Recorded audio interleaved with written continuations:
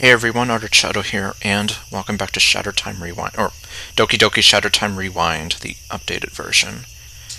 Previously, things kind of went to hell real fast, and then Natsuki and MC were finally honest to each other about their feelings, but not before a familiar face kind of interfered. And now the loop has been reset after MC decided to use his return by death sort of ability. But anyway, here we go. Damn, I hope I never have to do that again. It seems like my stupid spur-of-the-moment plan worked. I wanted to keep him away from Natsuki and me, but I didn't know what else to do. Return by death seems to be the only surefire way to wipe the slate clean. Kind of like save scumming in a video game and constantly restarting from your last checkpoint. I brush myself off and get back to my feet. Now what, though? The fact he's not above taking over a perverted girl's body to fight us is just unsettling. Damn it all. You are still struggling, I see. What? Yep, there he is.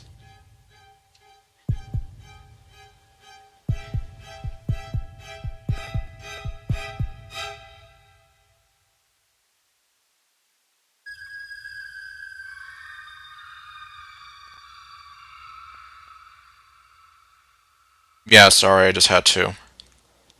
I do a total 180 and come face to face with the evil mask I have been seeing.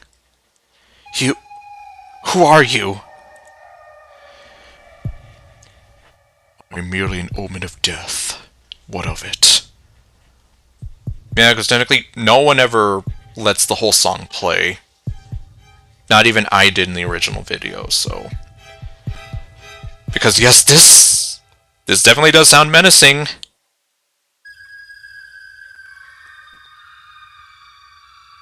And it almost sounds like there's a woman screaming in the background.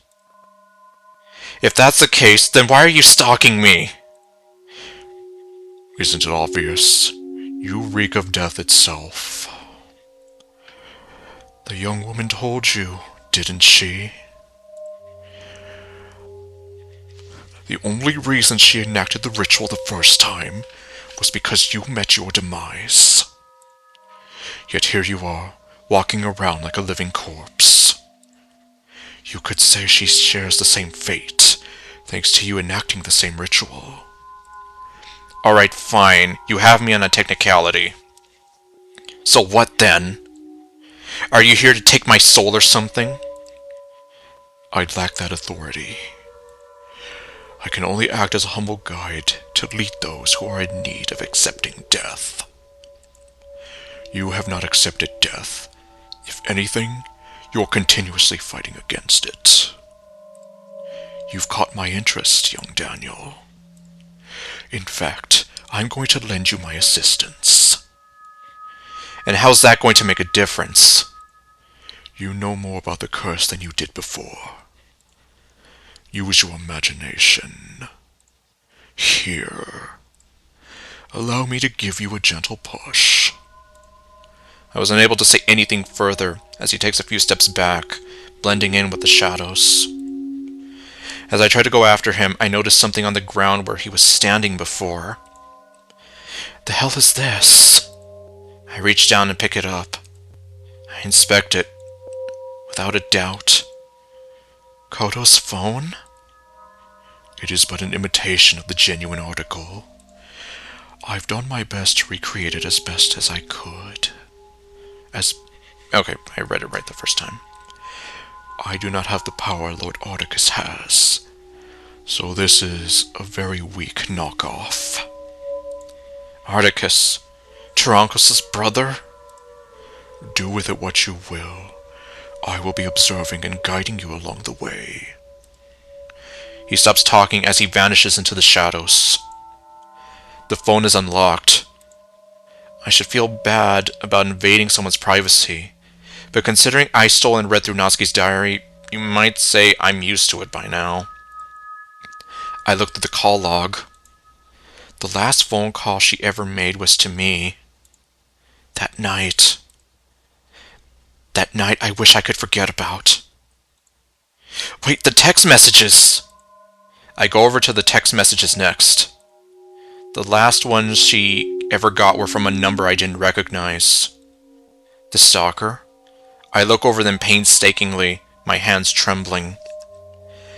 I could hardly even read through most of it, just because of how disgusting and pitiful it is. There's generic stuff in there like asking her how her day was, why she won't answer calls, and things like that. What really gets me, though, are the more disturbing things, like asking her what kind of sexual acts she's into, if she'll show him her panties. There's even a picture of her house with a message, "You look babylicious tonight," attached to it. Ugh! Makes me want to gag. Fucking pervert. I knew it was bad, but I didn't think it'd be this bad. That's when I scrolled back to the very end, right on the day she died. These were the last text messages she ever got. All from him. "I'm here. I'm waiting outside for you. Where are you at? Are you talking to him again? Come on, ditch that loser already. Come on, baby girl. Don't keep me waiting. I'll just go ahead and let myself in. Found you." I dropped the phone in disgust. This is... Why didn't she ever report this to the police? She could have had a solid case against him, I know it! Then I think back to how she didn't want anyone to worry, especially her father. She made me swear I wouldn't get the police involved, and of course, I honored that decision like an idiot. Now do you see? This is what she went through all that time ago. She hardly told a single soul. She didn't even tell her parents. How sad. What's the point of showing me this aside from making me want to throw up? To make the exchange, one life must be extinguished for the other to go on. Don't you think a soul such as this is too tainted and twisted to be among the living? If I'm being honest, pieces of trash like him deserve a special place in hell. Good. I like the way you think. So what if such a life were to be extinguished? It would be one less twisted individual out on the streets. Things would be much safer for young women everywhere, wouldn't you say? You would be a hero. Avenging Kotonoha. And of course, Natsuki's life would be spared. I can't. I know what you're saying, but I can't kill someone. Come now. Are you saying you're completely fine with someone like this roaming the streets and potentially stalking many other young women? Just like he did with your friend. No! That's just fucked up and wrong! Then what's the problem? You said so yourself. There really should be a special place in hell for someone like this. Why don't you take matters into your own hands? There's no one else who can bring justice to Kotonoha now. You're the only one left. Go ahead. This is the perfect opportunity for you. Don't waste it on such trivial fears. Take it! My mind says no, but my body says yes. As much as I try to resist, I reach back down for the phone and look at the screen once more. I can't, but I have to. As I hold onto the phone, I feel as if a light switch goes off in my head. Yeah, this son of a bitch deserves what's coming to him. I've got to be the one to do it, but how though? I'm reminded of something Koto told me once about a movie she saw. It was called Tainted Something. For anyone who's paid attention to Team Trader's history, you might know what this mod is. In the movie, a young woman had this guy she was interested in. He was her childhood friend and wanted to confess to him. Instead, she ended up caught in this awful love triangle with his old high school crush as her love rival. It ended with that jealous love rival killing the guy and leaving him for dead on the kitchen floor. When the woman discovered him, the woman took his phone and used it to lure her out of hiding. I don't know who this guy is, but maybe that might be the safer way to flesh him out. So, basically, the true ending to Tainted Love, Doki Doki Tainted Love, aka the mod that I don't talk about anymore, the mod that I don't acknowledge, and the mod that I really wish people would stop talking about. And anyhow, it's been a while after all. This might be just enough to give him a good spook. I hate doing this, but I try to do my best impression of Kodonoha in this text. Hello there. It's been a while, hasn't it? I shouldn't be doing this, and yet this feels so fun. It isn't long before I get a response. Who the fuck is this? How'd you get my number? You already know who it is. You already know who this is. I'd like to see you tonight, just for old time's sake. Meet me near the lake out by the park. Make sure you come alone. I've just been dying to see you again. There's no way you're her. You gotta be some fucking weirdo for pulling my leg. Whoever you are, I hope you're ready for a good ass kicking. Ha! Got him. I didn't think that actually worked, but this guy must be as stupid as Jorichiro. Or maybe he's just as dim as Aiko. I'm not going to question it. Yeah, I guess I messed that one up. Time to get ready, I guess. I go into the house and take the sharpest knife I can from the dirty dishes. I'm tempted to check on Natsuki one more time, but the last time that happened, no. I can't risk Taranko showing up again. There's no telling what he would do, especially if he starts talking about... There's no telling what he would do, especially if she starts talking about leaving our old lives behind. Besides, I'm doing this for her. All of this is for her sake. I can't afford to screw this up again. Now I just have to head home. Now I just have to head back home for the last bit of supplies I'm going to need. I have no idea how long I've been waiting in the bushes. Considering how many times I've had to relive June 3rd and 4th, though, it doesn't matter to me all that much. I've waited an eternity for this. A few hours more won't hurt. Now I can finally see that piece of garbage that was stalking Kodonoha for myself and put an end to this sad little story. Not only will I avenge Kodonoha, but Natsuki will be safe. Maybe after that, I'll take her up on that offer. I'm startled when I hear the crunching of grass not too far away. Someone's walking up to the lone bench. I slowly creep out from the bushes and get into position. There he is, the depraved bastard that was stalking Kodonoha.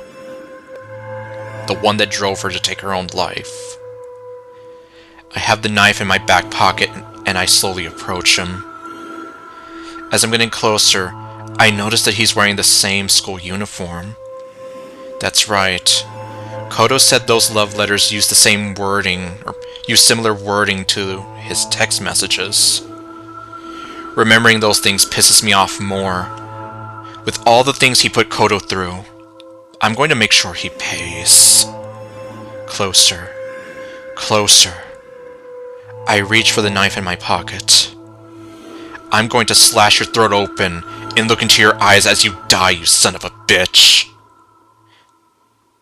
Snap. Fuck! I didn't notice that branch! Did he hear me? I put the knife away as he turns around to face me. There, I'm staring at... Huh? What the hell are you doing here, loser? Him? How? I could ask you the same thing. Get lost. I'm here to meet somebody. No, how about you get lost? I got a text message telling me to meet right here. She said she was dying to see me, too. No. No. No, no, no, no. You're joking, right? I mean, I know I hate him and all, but he's such a fucking idiot! Is he seriously capable of stalking someone and getting away with it a year later? How amusing. It seems you've both met before. Joichiro looks over to see the Omen guy casually approaching us from the bench. Are you the one who texted me here? From a certain point of view, maybe I am, or maybe I'm not. I don't know what your gist is here, but you can take one of those antlers and shove it up your ugly ass.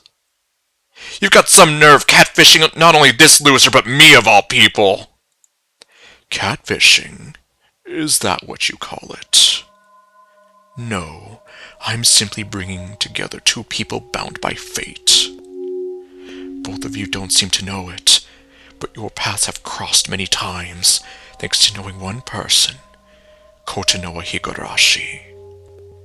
Despite this, it seems almost ironic how Daniel here doesn't even know the truth. Quite sad, if you ask me. Truth? What truth? What are you trying to say here? I said I'd be here to guide you, Daniel, so here. Allow us both to open your mind. Before either of us can react, we're frozen in place, and he puts a hand on each of our shoulders. I lose consciousness, just like I always do when a new loop starts, and I fade away.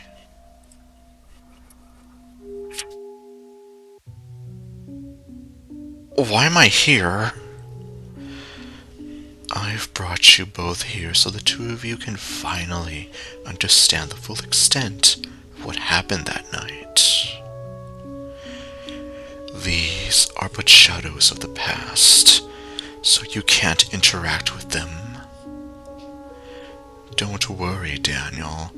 Joichiro's mind is here too. He'll be watching all of this with us. That's when I see myself watching TV. My past self is sitting there absent-mindedly until my phone starts going off. No. No! Not this night. Anything but this night. Hello? Daniel!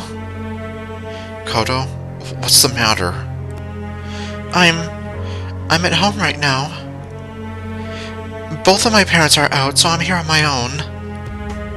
At least, I wish I could say I was. What's going on? He's just outside my house, Daniel. He? Are you saying it's a stalker? He sent me several text messages and made a few calls. I can hear someone trying to bust the door open. I can hear someone trying to bust the front door open. Damn it! I just got another one. He's asking if I'm talking to you. But... Fine, I'm on my way. Just hold on. But Daniel, You're going to be okay. I promise you. I'm not going to let that desperate loser do anything to you. You're going to be okay. I watch my past self end the call. Honestly, I wish I could strangle myself right here. You idiots! You have no idea what's going to happen next, do you? It's your damn fault! You just had to be the hero. All because you and Koto didn't want to get the cops involved. Look where that got you.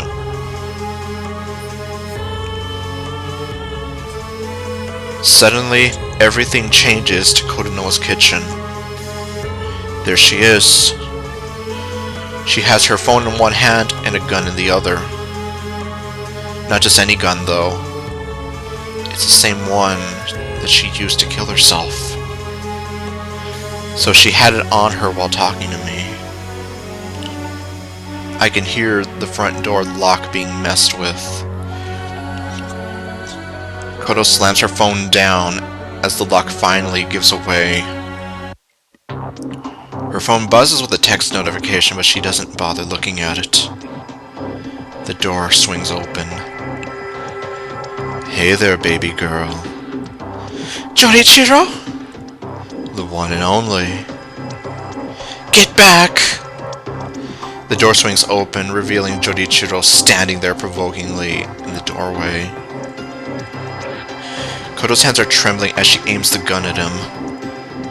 Jorichiro, however, seems completely unfazed at the fact there's a gun pointed at him as he smiles at her. Like a goddamn psychopath. Okay, good to know. Well, yeah, I guess. Considering I wrote this and these are my thoughts, yeah. Like a damn psychopath. Is that your way of saying hello to me? You. Honestly, I can't say I'm too surprised given your reputation as a womanizer. Still, though, to think you'd be the one harassing me like this. What a pitiful excuse of a man you are. Hey, come on now. That's how you're going to talk to me after everything I went through tonight? Don't take another step closer. Huh. Do you even know how to use that thing? Put that thing down before you shoot someone's eye out. I said don't get any closer! She loads the barrel and pulls back the hammer. She probably did know how to use one thanks to her dad.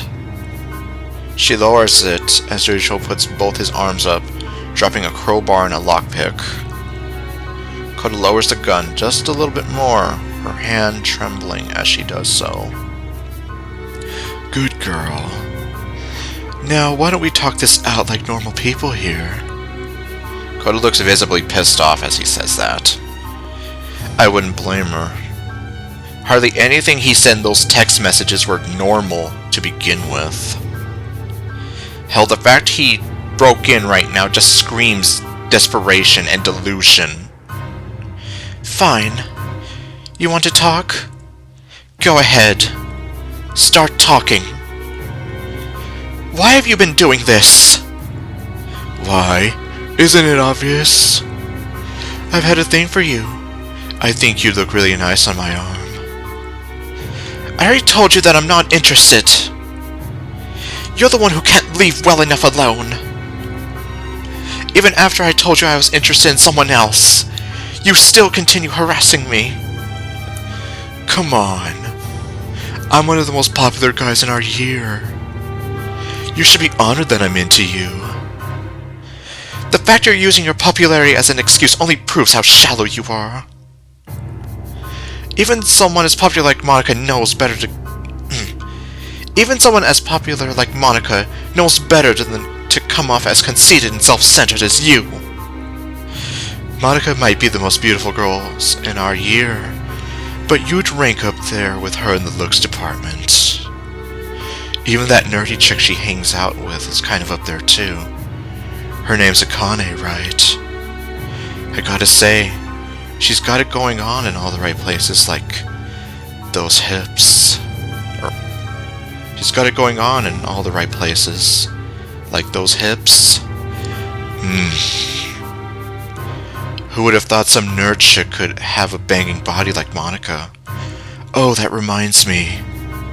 Maybe even that creepy girl Yuri would rank higher if she wasn't so damn gloomy all the time. You leave her out of this! This only proves my point that you're nothing but a rude, thoughtless pig that only cares about himself. The fact you're looking at my cousin and two of my friends like that is utterly disgusting. That stupid grin leaves Jorichiro's face. It seems like he's finally starting to get the hint here. Or rather, he's starting to take the hint here. Oh, really? Well then, who's the guy? What? You heard me. You said there's someone else. So who's the guy you'd rather go out with over me, huh?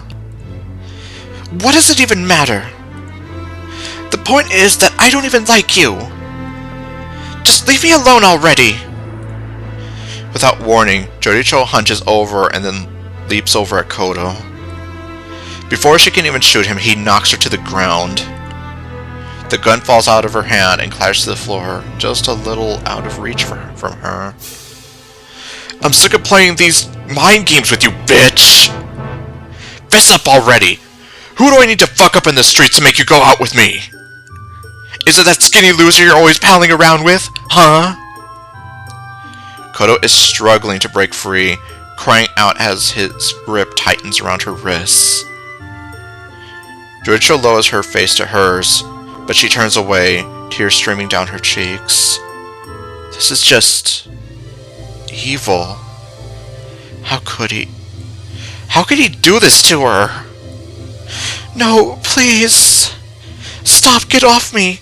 You don't have to do this. Answer me! It's Daniel. I'm in love with Daniel. Joricho roars in outrage as he lets go. As he gets up, he delivers a slap to her face. That fucking bastard. Him? Seriously? I was just joking before, but you're telling me him of all people? You could do so much better than him. Maybe he's not as athletic or popular as you are, but at the very least, he knows how to treat me right. Unlike you, he's not some insufferable pervert that only thinks about himself. Insufferable pervert. My heart and mind actually matter to him. He listens to me.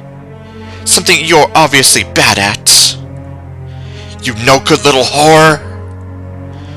With Kodo still on the ground, he rushes at her again. Kodo grabs the gun and aims it at him. Just as she's about to shoot, Joricho pushes the gun away and aims it right at her face. It's too late before Kodo realizes her mistake as she pulls the trigger. Joricho got up after the gun went off and Kodo's body slumped back. Shit! I have to get out of here! He snatches up the lockpick and crowbar, but then has a moment of hesitation. He rushes back over and snatches Kodo's phone, proceeding to the entrance and slamming the door behind him. Seems that somehow he was smart enough not to leave any evidence there. That explains why I never saw any of that stuff, and how Kodo's phone went missing in the first place.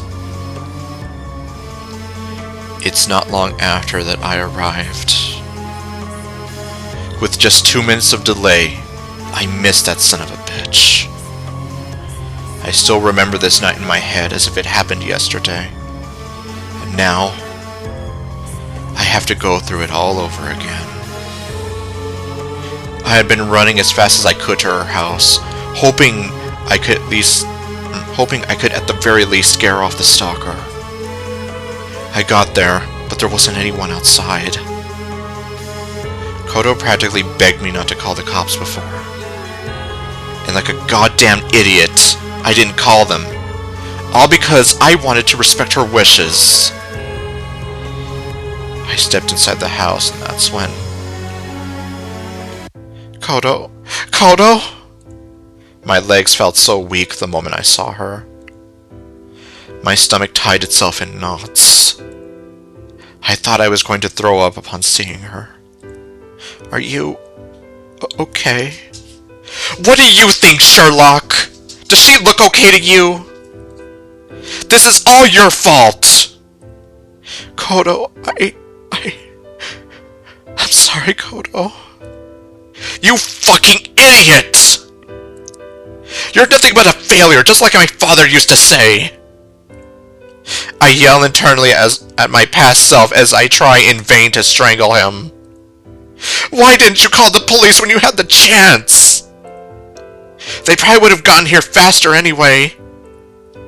Even then, what the fuck were you going to do if you did get here in time?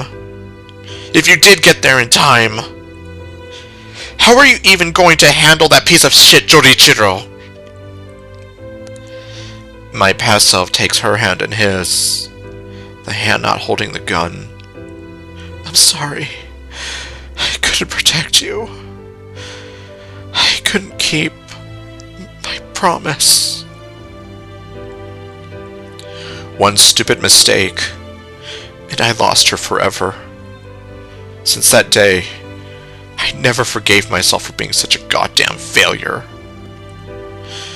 Apparently a neighbor called the police after they heard the gunshot. It wasn't long after I found her that Koto's parents arrived.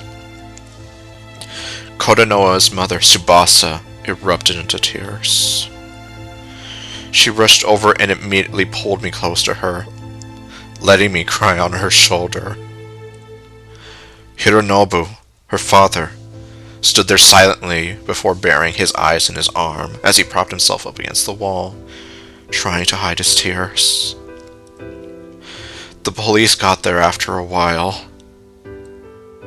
All three of us were questioned. Koto's parents were apparently at a city hall meeting that night, and as chief of police, Hironobu had to go. They immediately started their drive home after it ended, only to see the door open. I told them everything I could.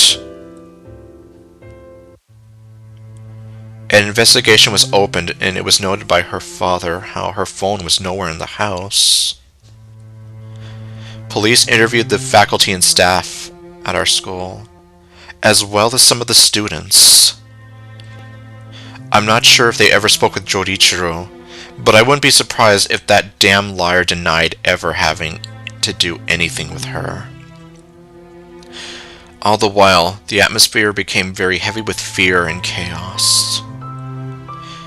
Mio took the news very hard, seeing as this was her best friend of God knows how many years. Maybe it's because of the bond they shared that I felt compelled to keep in touch with her as best as I could. Or maybe because Koto's death shook me so badly that I just needed someone to talk to. Eventually, the police found an important clue in an unexpected place. Just off the highway, they found Kotonoa's phone, or rather, what was left of it. Apparently the screen and case were completely destroyed, while the base components were smashed to pieces. In other words, it was damaged beyond repair with no way to look over those text messages or calls. Not only was it stolen, but it was completely lost. I always wondered what happened to it, but now it seems I've got my answer. It seems Jorichiro isn't as much of an idiot as I took him for. Congrats. You managed to cover your tracks pretty well.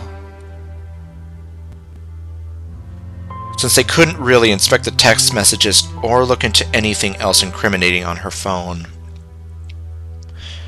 Kotonoa's death was ruled as a suicide, with the stalker clearly breaking and entering. It was determined that Koto took her own life out of fear of the stalker getting close to her. When he finally did, Koto was dead and he just stole her phone. That was the story we all believed. From that day on, the usually cheerful Tsubasa Higurashi became more reserved and less outgoing. Hironobu would continue to blame himself for not knowing and never acting in time. Apparently before going to City Hall, they had a bit of an argument. Sadly, that's the final memory of his daughter he carries for the rest of his life. Seeing how much pain they were in, it's understandable this great loss would take a huge toll on them. As for me, it seems like I'm still caught up in the past. I lost the first girl I ever loved. I lost a part of myself at the same time. And soon after, The world seemed like a darker place for me. Without her, I couldn't find meaning or happiness in anything. I went through life telling myself repeatedly that her death was my fault. The fact I had to continue living without her is my punishment, my atonement for failing her.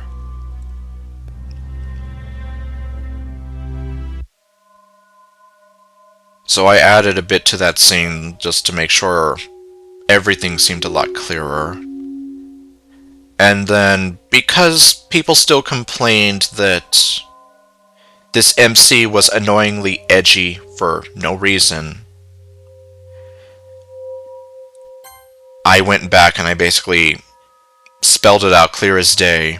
Do you want to know why he's as edgy as he is? Well, this is why. And I think I mentioned before, like, would you really be as happy and chipper if you kind of had to go through life seeing the first girl you've ever loved dead on her kitchen floor?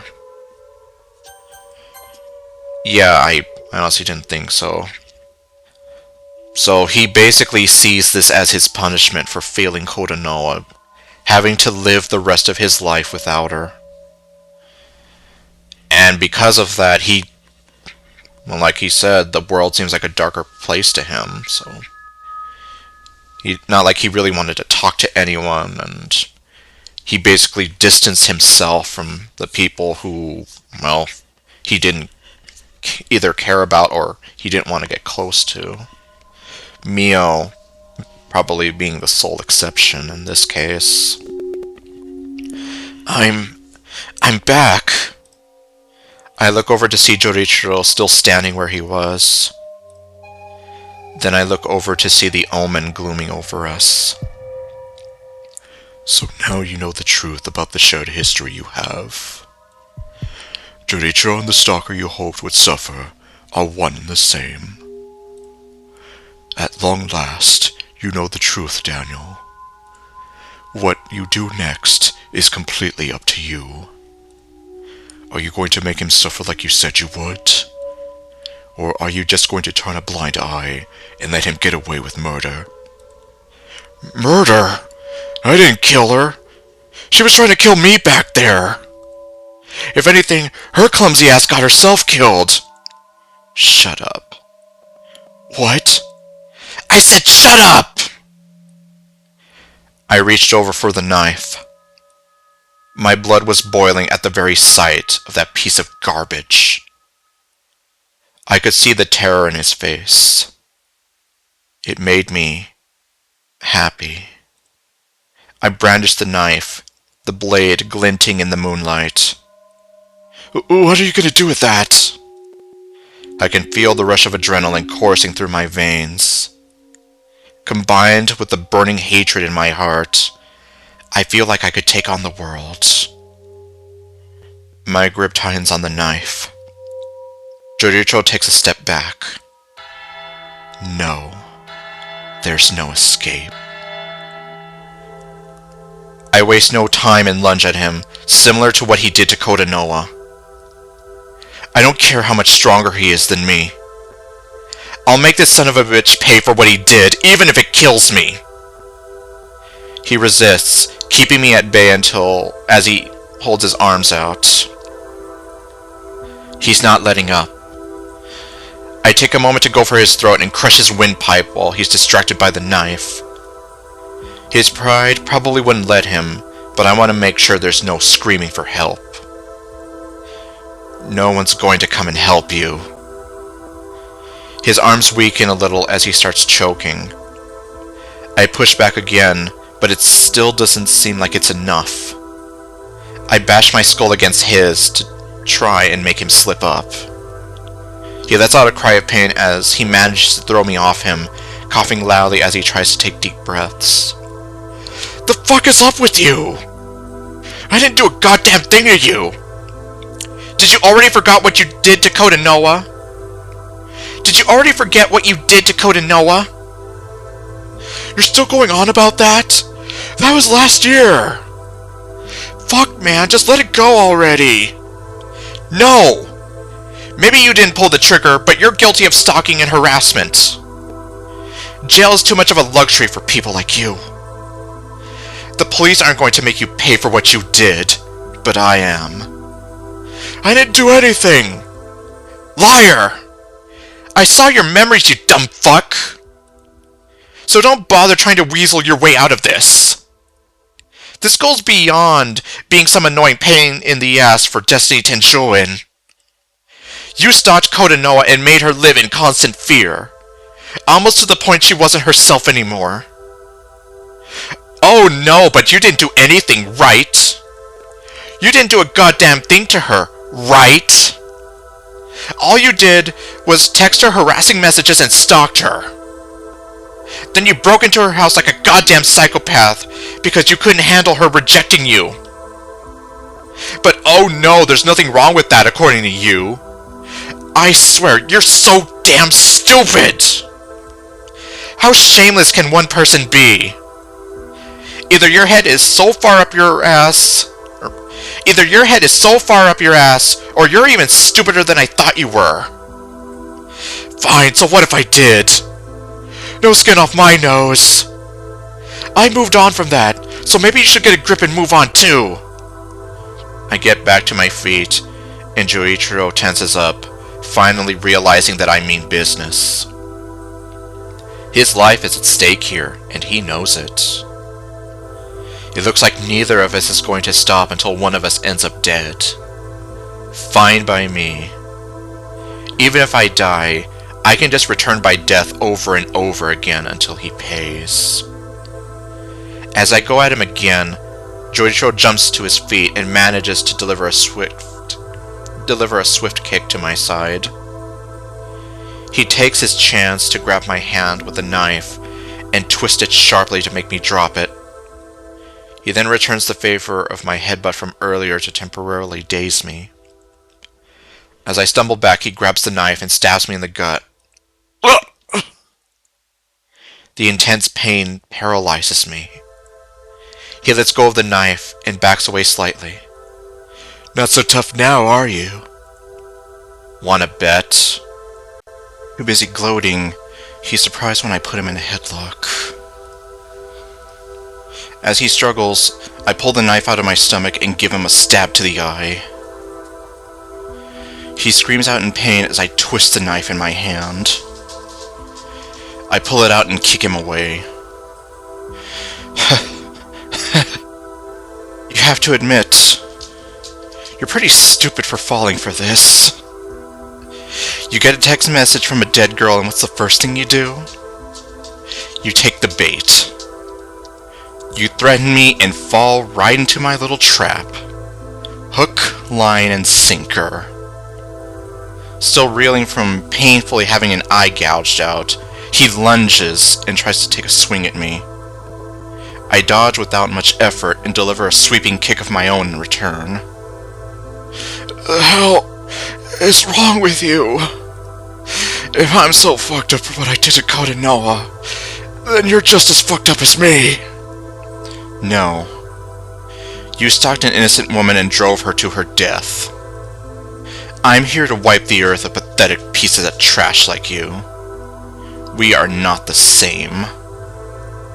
He lunges at me again, reeling back a punch, but I duck down just in time and stab him right in the stomach, plunging and twisting it deeply into the skin and muscle. He cries out in pain again, doubling over as he tries to reach for the knife.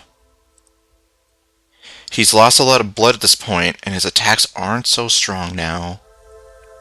I'm able to grab one of his arms and bend it back as far as I can. The sickeningly loud pop is music to my ears. He falls over, writhing like a pathetic little worm as his arm falls limp at his side.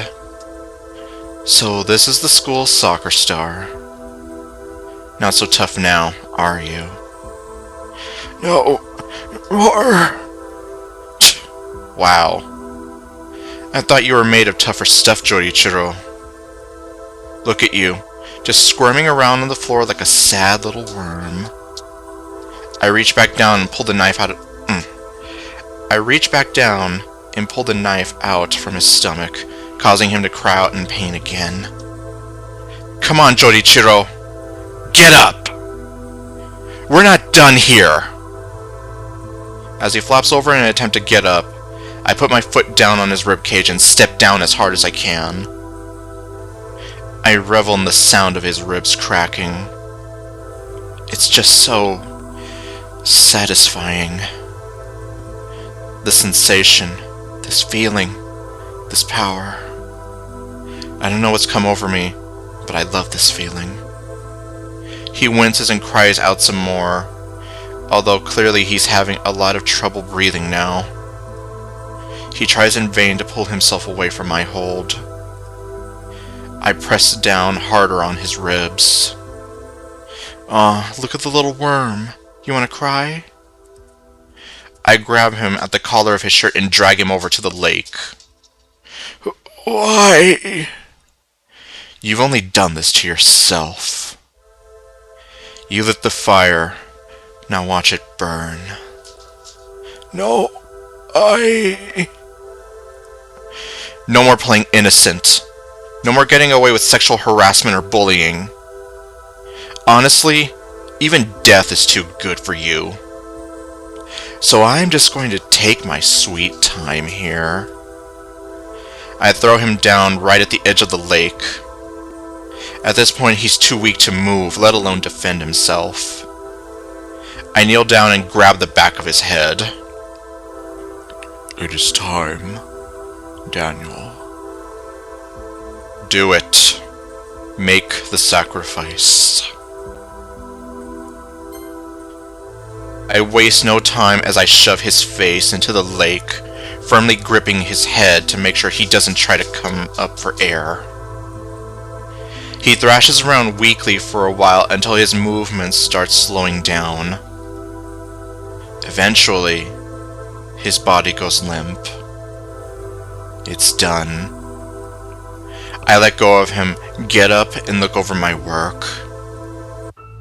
See you in hell, Jorichiro.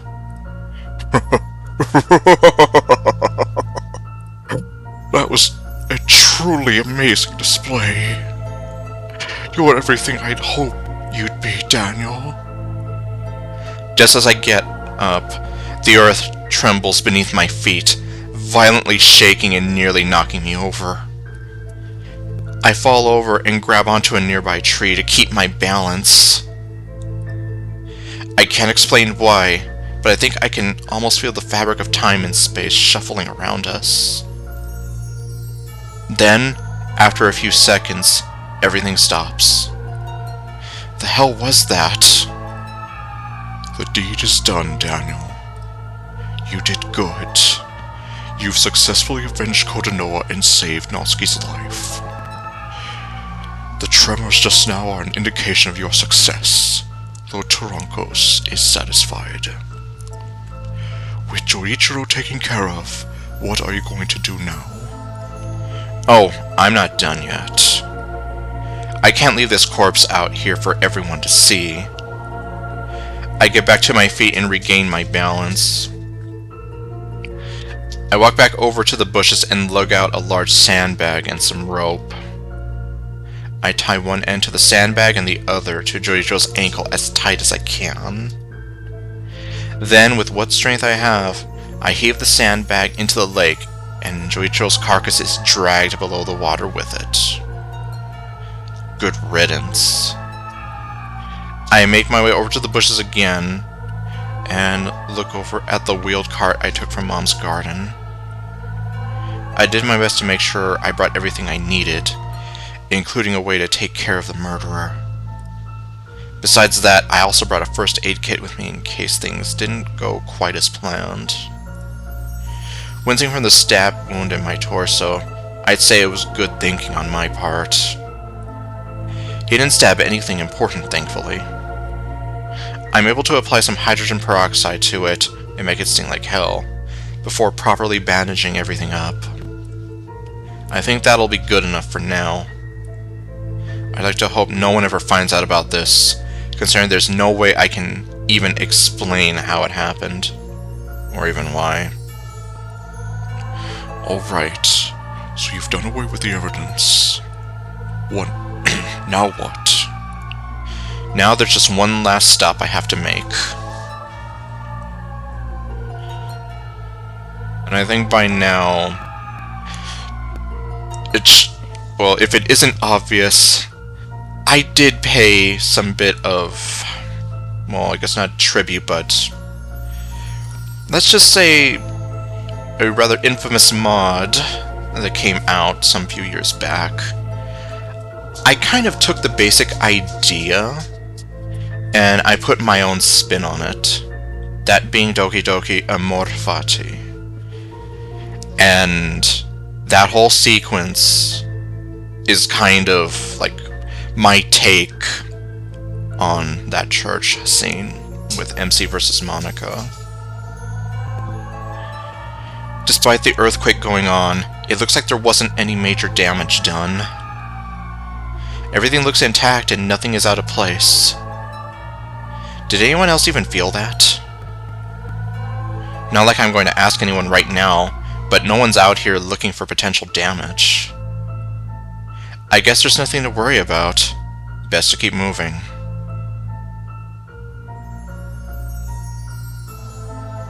And I'm here. I push past the front gate and leave the cart in the front yard. Once I head home, I'll just take it out back to where I got it. I just need to make sure she's okay. Well, it's likely her father won't kill her now. I can't take that chance. He's no better than him in my eyes. I stagger into the entrance as I open the door gently. Everything seems quiet so far. I check the time on my phone. Thinking back to when he initially killed her, the usual time has already passed. If Kaido hasn't done it by now, then hopefully he's not going to do it at all. I have no idea what to do about the knife. I know I stole it from here, but now it's a murder weapon literally stained with blood. Both yours and Jorichiro's. I decide to hold on to it for the moment. If anything, I'll just toss it in the trash after I clean it off of all the blood and possibly my fingertips. And possibly my fingerprints.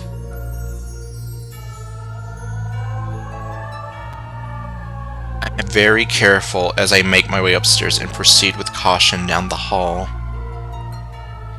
I've come this far. I can't afford any screw-ups now. I'm right outside her door before I know it.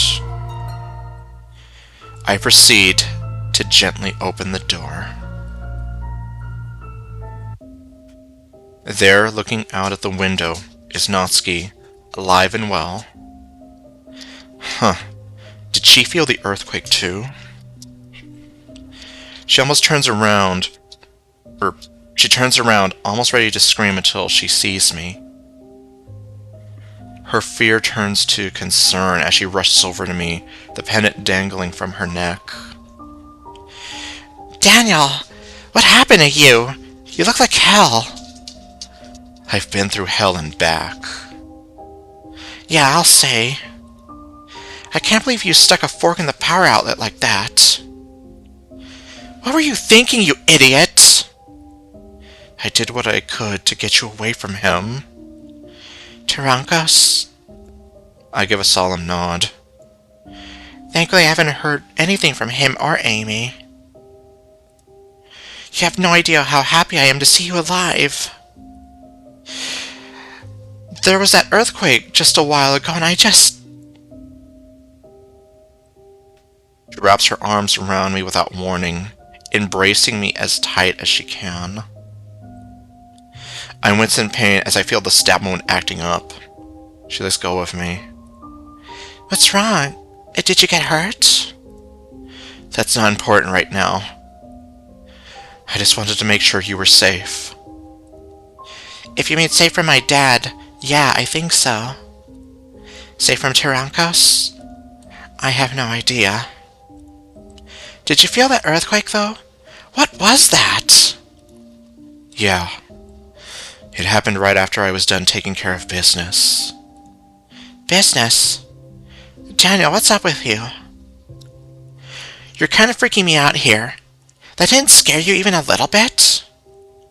So far nothing bad's happened, right? Huh? Well, no, but... Okay, I did read it right. Then don't worry about it too much.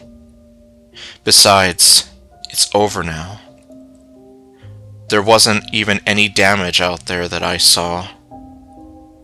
Everything is fine. If you say so. You're still giving off some weird vibes, Daniel. What's the matter? I already told you, nothing's wrong.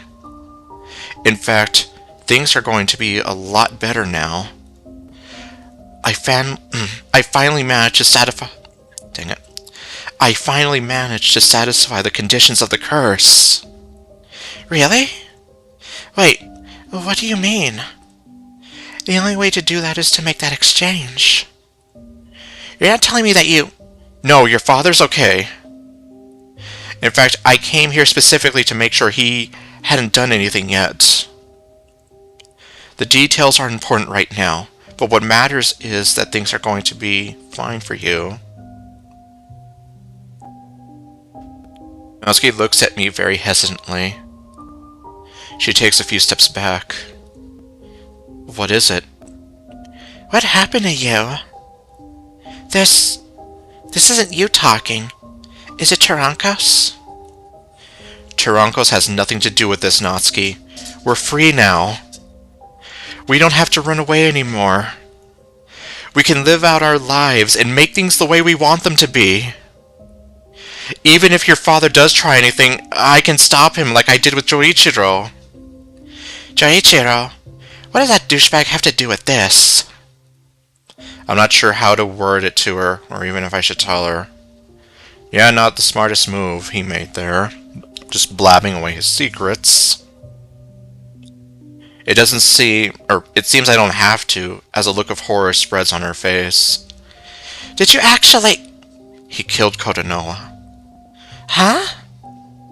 He was the one stalking her. He was behind all of that. When he got desperate, he broke into her house to scare her. She pulled a gun out on him, but he shoved it in her face when she tried to shoot him. He's the son of a bitch that murdered her. If anything, Kotonoha can finally be at peace and Kotonoha can finally be at peace, and the world has one less person like him out on the streets. I can't believe you right now. You've changed. How can you say something like that so calmly? There's no way you could have done that. At least not on your own.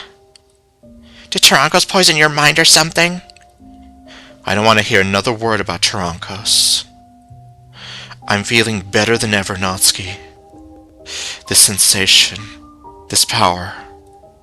I managed to accomplish so much, and all of it just to protect you. I don't know you anymore. You've completely lost your mind. Now you're telling me you killed someone to... It's all for you, Natsuki. All to make sure you live to see another day. I'm caught off guard when she slaps me so suddenly. I touch my cheek and look back at her, eyes filled with burning rage. This isn't you! Come back to me! Tarankos is messing with your mind. You're a good person, Daniel. This isn't like you. Who the hell are you? I turn around to see Natsuki's dad looming in the doorway, gun in hand. Kaido side-wrenchy. Yeah? Do I know you or something? What are you going to do with that? Are you going to force your daughter into your fucked up double suicide plan? What? How did you know I thought about that? Dad? Were you seriously... Natsuki, no! I thought about it, but I swear I'm not. I thought about it, but I'm not, I swear. I just got my gun because I heard you talking to someone. I rushed over here to see who it was. Turns out it's this snack shack over here. Who the hell are you? And why are you in my daughter's room? Shut it. You're no better than Jorichiro. In fact, you know what? As I take out the knife from my back pocket, Kaido takes aim and fires the gun, getting me in the shoulder. Ugh! No matter. I rush at him with the knife, but he fires another shot, disarming me. Shit! He's got some hell of good aim. As he aims at me again, I make a sweep for his legs, knocking him to the ground. Once he's on the floor, I give him a nice kick in the jaw for some payback. Looks like that knocked him out cold. I pick the knife back up and set my sights on him. What are you doing? What am I doing? Killing him before he kills you. As I turn back to face Natsuki, she grabs onto me, trying to pull the knife away from me. This is ridiculous. I've saved her life, and this is how she acts? Daniel, stop! In the struggle, I shove her back, throwing her against her dresser. What was I? She looks up at me, a fire burning in her eyes through her tears. I look down at my hands and then back to her. That moment, I look back at Kaido lying on the ground. That whole time with Jorichiro, I was... What? What's wrong with you? I don't know. I throw the knife down and back away from her. I look at my hands again. I hurt Natsuki with these hands. I murdered that idiot Jorichiro with these hands. I almost murdered her father. I wasn't myself back there. I just felt something come over me that whole time I fought Jorichiro, and now? I was seriously about to kill another person, and I could have killed Natsuki. What's happened to me? It almost seems like no matter what I do, she's destined to get hurt. I was trying so hard to fight that, but now I've just added to her pain. Tears start streaming from my face, as well as I look over her. Tears start streaming from my face as well as I look over her to her. She doesn't look as angry as she did before. She slowly walks over to me before stumbling to the ground. I fall to my knees to be beside her. Tears are flowing through her eyes as well, a sad smile breaking through. Okay, I guess a little repetitive there, but I'm sorry, Natsuki. I didn't mean to do it. She reaches out her hand to wipe away the tears from my eyes. She leans over and kisses me gently. I know you didn't. Dad is going to be okay. I heard from Amy that Tarankos can poison people's minds. I'm pretty sure he was the one playing you like a fiddle. It's okay now. You're okay now. I love... Something connects with my head, sending me face first into the floor. Wait, again? Amy! Are you for real, Daniel? Did you forget why you were doing this in the first place? Oh, look at me, I'm Daniel. I'm going to try killing the girl I'm supposed to save. What kind of idiot are you? And to think you were this close to figuring things out, too. I bet even Mr. Bat can't I bet even Mr. Bat can't get any sense into that thick skull of yours. And just what are you doing here? You! Amy's tone of voice changes, this time matching when she was possessed by... Oh no. You were meant to act as a guide to him, and look what you've done! He was this close to claiming 2 souls tonight. Possibly even a 3rd, had I not released my mental hold on him in time. Wait, he did what? So then he was screwing with my mind back there. And the whole time Natsuki's like, what am I even doing here? This cannot stand. You hopeless fool. You are as much of a simpleton as he is. All you had to do was guide him while I poisoned his mind. It seems even that task was too much for you to comprehend. Oh, Tarankosai, enough. I will speak to you later. As for now, Amy, take care of this insolent fool. With pleasure. Amy, now in control of her body again, turns back to look at me. Amy, stop! He didn't kill me! Tarankos was the one screwing up his mind. What are you doing? Love and revenge take no prisoners, my dear Natsuki. You're insane! She's right. You really are insane, you know that. Sometimes you need to be creative in order to get results.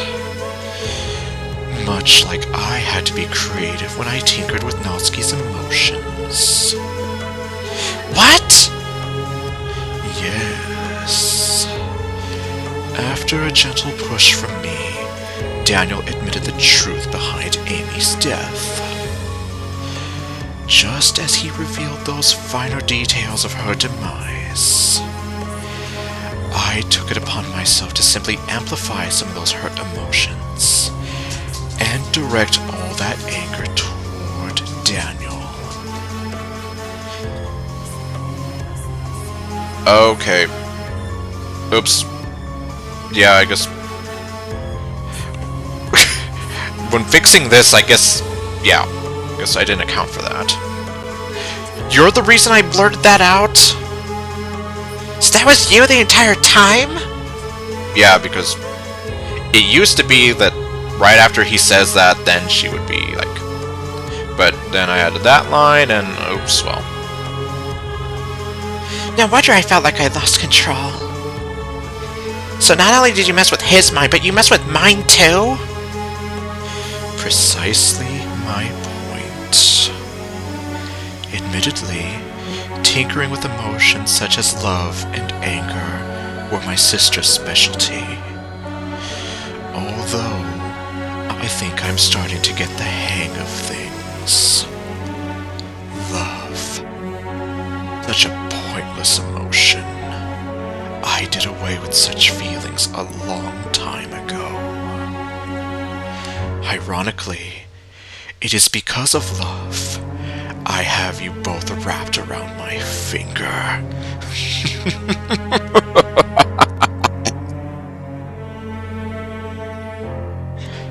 Let's see if you're still confident when I'm done ripping you a new head! Natsuki lunges at her, but Amy moves away and pinches her where her shoulder meets her neck. Natsuki falls to the floor unconscious. What did you do to her? I'm not going to let things end this way, Daniel. This is unacceptable. And now, Daniel, I hereby discharge you from duty. Before I can say anything, my face is introduced to Mr. Bat one last time.